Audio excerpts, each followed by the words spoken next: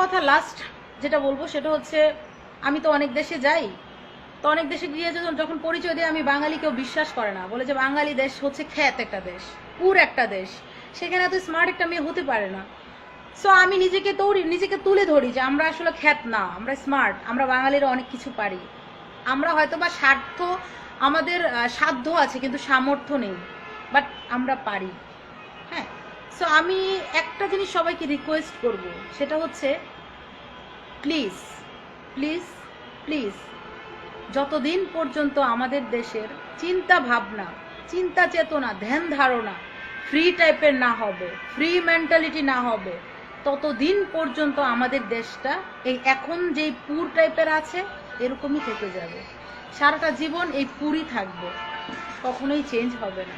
কখনোই আমাদের দেশটাকে আমরা সিঙ্গাপুর বা আমেরিকা মনে করতে পারবো না, কারণ আমেরিকা সিঙ্গাপুরের ধারে কাছেও আমরা না। সো আমার মনে হয় আমরা আমাদের মাইন্ড মেন্টালিটি চেঞ্জ করা উচিত। আমরা এই মেন্টালিটি থেকে বের হয়ে আসা উচিত টোটালি, যে আমরা কেন পারি না, আমরা পারি, সব কিছু পারি। আমরা সিঙ্গাপুরও তো বেশি দিন হয়নি, এতদিন পুর ছিল, তেমন একটা ভালো ছিল না অবস্থা, ভালো হয়ে গেছে। ইন্ডিয়াও তো, ওরা কিন্তু সোশ্যাল মিডিয়াতে ওরা এগিয়ে আছে।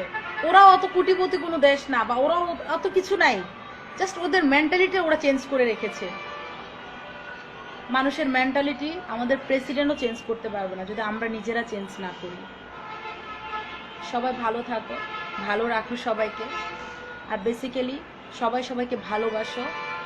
আর মানুষের ছোট ছোট বিষয়ে চিন্তা না করে কে কিভাবে ভালো থাকবে, কাকে কিভাবে আনন্দে রাখা যায়, কাকে একটু ভালোবাসা যায়, সেই চিন্তা সবাই করো। ভালো থাকো। Thank you.